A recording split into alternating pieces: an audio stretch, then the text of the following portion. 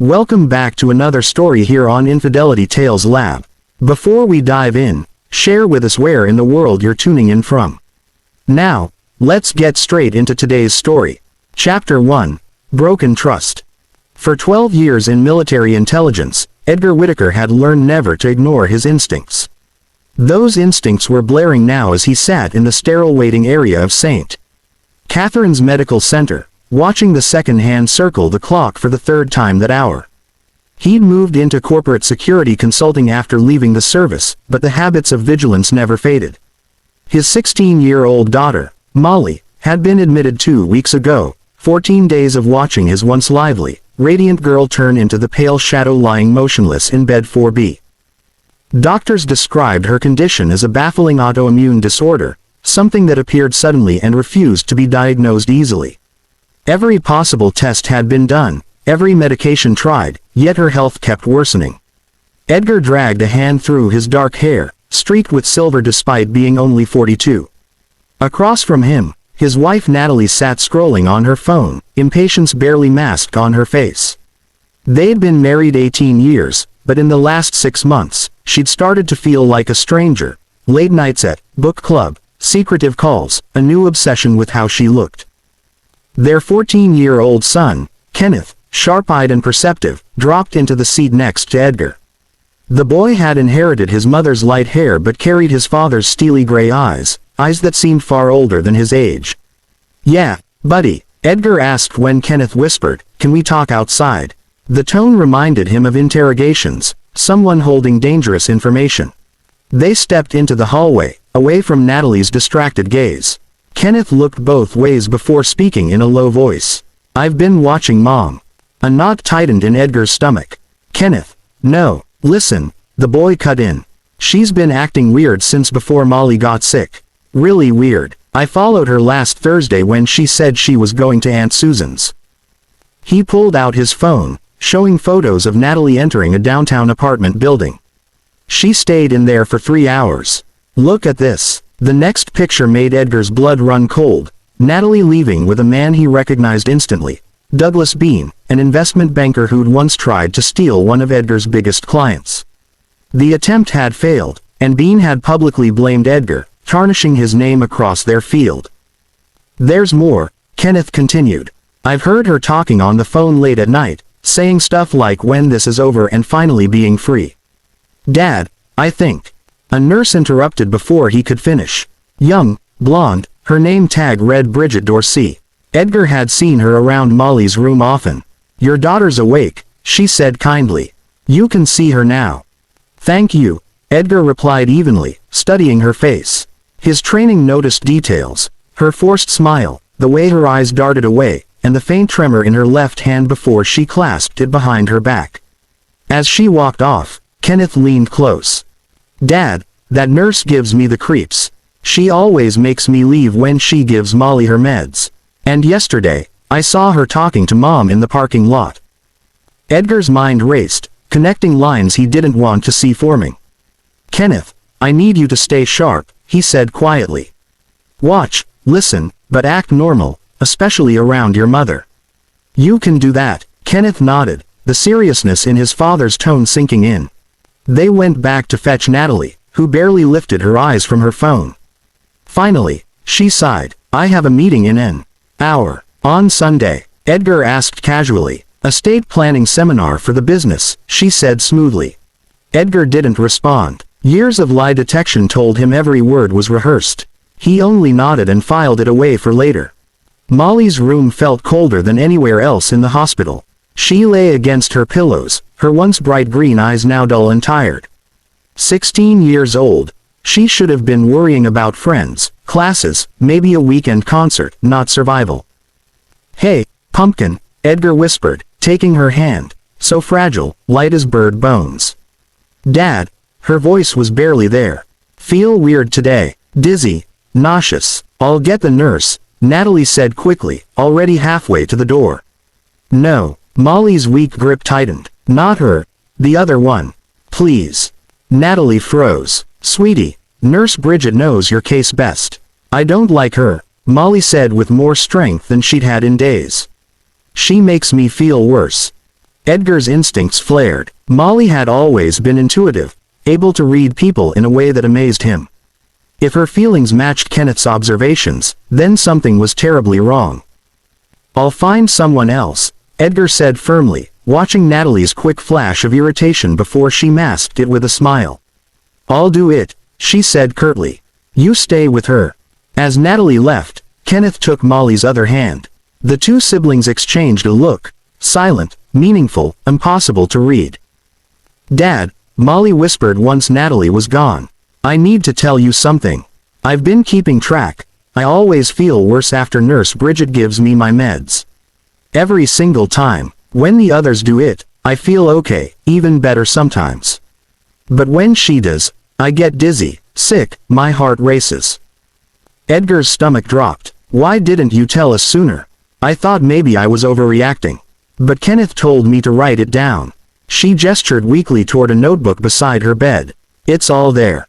He flipped through the pages. Shaky handwriting, detailed times, doses, and symptoms. A clear, chilling pattern. Just then, another nurse entered, older, professional, with a tag that read Sally Walker. "Let's check those vitals, sweetheart," she said gently. As Sally worked, Edgar stepped into the hall and made a call. "Philip Field," came a rough voice on the other end. "Phil, it's Edgar Whitaker. I need a favor, discreet, fast, and completely off the record." "I'm listening. I need deep background checks on 3 people, see if they're connected beyond the obvious. Names are Natalie Ann Whitaker, Douglas Bean, and Bridget Dorsey." "How deep?" "Mariana Trench deep," Edgar said. "Finances, communications, associates, everything. And Phil, I'm on a clock. My daughter's life might depend on it. 48 hours. I'll send encrypted," Field replied. Edgar ended the call as Natalie came back in. Her face calm, eyes calculating. "They're sending someone else," she said coolly. "Though I still don't see why you're making this such a big deal." "Just want the best care for our daughter," Edgar said, meeting her gaze evenly. That night, when they returned home, he waited until Natalie was asleep before entering his home office. He brought up footage from hidden cameras, old security measures he'd never removed. What he saw turned his blood to ice. 2 weeks ago, Natalie pacing the kitchen on the phone. "She's in the hospital now. Yes, it's working. No one suspects. Once she's gone, we move on to phase 2. Douglas, I need you." More footage. Natalie at a coffee shop with Bridget Dorsey, sliding an envelope across the table, Bridget counting cash and nodding. Edgar's hands trembled as he saved the files. His wife, the mother of his children, was part of a plan to harm their daughter. But why? Then he checked the insurance documents. A forgotten life policy on Molly, originally small, now increased to $5 million just 8 months ago. His signature forged. Another policy, on him, raised to $10 million. It all snapped into focus. Kill Molly, break Edgar, stage his death. Then Natalie and Douglas walk away with $15 million and a clean slate. Edgar sat back, fury and cold precision mixing in his chest. They'd gone after his family, and worse, underestimated him. He wouldn't just stop them. He'd destroy them. But first, he needed airtight proof, and a plan to keep his children safe. By dawn, messages had been sent to old contacts, resources mobilized, safe houses arranged. At 6 a.m., Kenneth found him still in the office, eyes red but burning with resolve. "You know, don't you?" the boy said quietly. "Yeah, buddy," Edgar replied. "What are we gonna do?" Edgar looked at him. Too young for this, but already strong. "We're going to save your sister," he said. "And then we'll make sure the people who did this to her regret ever being born." Kenneth's jaw tightened, a mirror of Edgar's own determination. "Tell me what you need me to do," he said. The following morning, Sunday, Edgar drove back to St. Catherine's with Natalie seated beside him, impatience practically radiating off her. Kenneth sat quietly in the backseat, silent but alert. Earlier that morning, Edgar had briefed his son in low tones: act naturally, stay observant, and if anything went wrong, use the panic word to trigger the backup plan. "I really can't stay long," Natalie said for the 3rd time. "The seminar won't start without me." I'm sure it won't, Edgar replied evenly. He already knew she was lying. He'd confirmed through his contacts that there wasn't a single estate planning seminar happening anywhere in the city that day. Street. Catherine's lobby buzzed with Sunday visitors. Edgar's trained eyes automatically scanned exits, camera placements, and staff movements. On the third floor, near the nurse's station, he spotted Bridget Dorsey. She exchanged a brief glance with Natalie, quick, but enough to set Edgar's nerves on edge. I'll grab coffee, Natalie said suddenly. Want anything? We're good, Edgar replied, watching as she walked briskly toward the elevators, too briskly. He and Kenneth stepped into Molly's room. She looked worse than the day before. Skin pale, breathing shallow, her frail hands trembling faintly against the sheets. Rage simmered beneath Edgar's calm surface, but he forced it down. Emotion clouded judgment, and right now, clarity was survival. Hey, Pumpkin, he said softly. Dad, Molly smiled weakly. You guys didn't have to come so early. Wanted to see our favorite girl, Kenneth said, sitting beside her. Edgar set down the bag he'd brought, pretending it held books and magazines, but inside were a high-grade audio recorder and a compact camera. While Kenneth chatted lightly with his sister, Edgar discreetly placed the small camera on the window ledge, its angle covering Molly's IV line and medication port perfectly. His phone buzzed, a secure message from Philip Field. Initial data drop in your encrypted folder. You were right. Details are ugly. Edgar's jaw tightened. He'd review it later, but the words confirmed everything. Dad, Molly's voice pulled him back. You okay? You look intense. Just tired, sweetheart. Work's been demanding, he said, squeezing her hand gently. How are you feeling today? Actually better, she said. They changed my meds this morning. Nurse Sally did it. She said she noticed some inconsistencies in my chart. Edgar's respect for Sally Walker climbed instantly. That's great news, he said. Yeah, but, Molly hesitated. Bridget was mad about it. I overheard her arguing with Nurse Sally in the hallway. She said Sally was overstepping and didn't understand my case. Before Edgar could reply, Kenneth stiffened, eyes narrowing toward the window. His whole posture changed, tense, focused. Dad, he said quietly without turning. Gray sedan, third row in the parking lot. That's the same car parked outside our house the last 2 nights. Edgar moved beside him, instinct kicking in. Gray Chevrolet, tinted windows, driver sitting still. He took out his phone, zoomed in on the license plate, and snapped a few photos. Kenneth, he said calmly, take your sister's notebook, the one with her symptoms and meds. Put it in your backpack now. The boy moved quickly, no questions asked. Then came the sound of approaching footsteps. 2 pairs, one light, one heavier, clicking on tile. Dad, Kenneth whispered sharply, hide behind the curtain. What? Edgar started, but his instincts immediately agreed. Without hesitation, he moved behind the privacy curtain, crouching where he could see through a small opening. The door opened. Bridget Dorsey entered, followed closely by Natalie.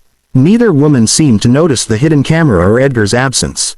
Their focus was entirely on Molly and Kenneth. Kenneth, sweetheart, Natalie said sweetly, her tone dripping false affection. Why don't you go get a soda? I'd like some time alone with your sister. I'm fine here, Mom, Kenneth answered evenly. Edgar could hear the controlled strength in his son's voice, buying him time. Kenneth, Natalie said sharply, her patience thinning. It's okay, Molly murmured softly. I could use a Sprite anyway. Thanks, Ken. Kenneth hesitated, locking eyes with his sister in a brief silent exchange. Then he nodded and slipped out of the room, but Edgar knew he'd stay close. The second the door closed, Natalie's expression changed completely. The mask of concern vanished, replaced by cold calculation. Bridget, we've got a problem, she said in a low, hard voice. I know, the nurse hissed. That busybody Sally Walker changed the medication orders. I can't switch them back without drawing attention. Behind the curtain, Edgar's fists clenched, his pulse steady but deadly calm. Every word, every movement was being recorded. Then find another way, Natalie snapped. Douglas is getting restless. He says if this drags on, the plan falls apart. Edgar's been poking around about the insurance policies. Molly's pale eyes widened in disbelief. Mom, what are you talking about? Baby, Natalie said without an ounce of warmth, don't worry about adult things. Just rest. Bridget reached into her pocket, pulling out a syringe, not one from the hospital's medication tray. This should do it, she said softly. Within 12 hours, her organs will start to fail. It'll look like a natural decline. Good, Natalie replied coldly. Afterward, I'll need the rest of the payment, in cash. Then I'm gone for a while. My cousin's place in Montana is ready. That was enough. Edgar stepped out from behind the curtain, phone in hand, camera recording. His voice cut through the air like a blade. I wouldn't make any travel plans if I were you. Bridget froze, the syringe dropping to the floor. Natalie's face drained of color, shock and fury colliding at once. Edgar. What? Edgar's tone was icy calm. Can't record my wife and a nurse planning to kill my daughter. Can't protect my family from the people supposed to love them. Molly whimpered softly. Edgar moved to her bedside, shielding her while keeping his eyes fixed on the two women. It's not what it sounds like. Natalie stammered. We were just discussing poison. Edgar interrupted, setting payment terms, complaining about Douglas getting impatient. His expression hardened into something predatory. It's all recorded, Natalie. Every word. And the cameras I installed caught your meeting with Bridget, the one where you handed her an envelope full of cash. Bridget lunged toward the door, but it burst open before she reached it. Two hospital security guards stormed in, followed by Kenneth, and to Edgar's satisfaction, two police officers. That was quicker than expected, Edgar said calmly to the lead officer, a sharp-eyed woman he knew. Officer Rhonda Hoffman, she introduced herself. We were already here on another case. Your son flagged us down and explained enough to get us moving fast. This is harassment, Natalie screamed. He's setting me up. This is entrapment. Actually, Hoffman said coolly, picking up the syringe with gloved hands, administering unauthorized medication is a crime. If what your son said is true, we'll be testing this for toxins.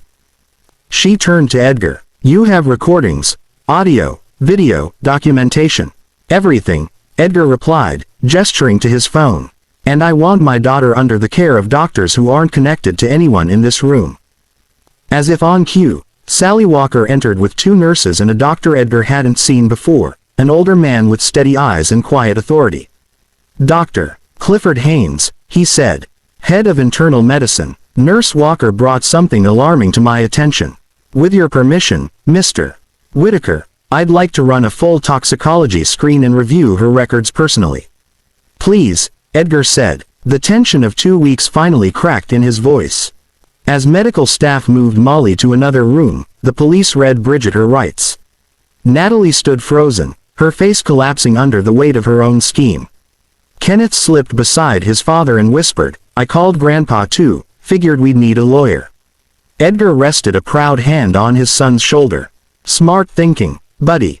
You'll regret this, Natalie suddenly shouted. Douglas will. Douglas Bean, Officer Hoffman interrupted, checking her phone, as already in custody.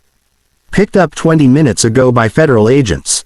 Insurance fraud, conspiracy, and attempted murder for hire. Someone gave them everything they needed. Edgar met Natalie's eyes, saw the exact moment realization hit. This wasn't a desperate man reacting. This was an operation, planned, executed, precise. How long have you known? She whispered, her voice hollow. Long enough, Edgar said evenly. Long enough to make sure you never hurt our children again. As officers led Natalie and Bridget away, Molly's weak voice broke through. Dad, he rushed to her side. I'm here, Pumpkin. I knew something was wrong, she whispered, tears streaking her pale cheeks.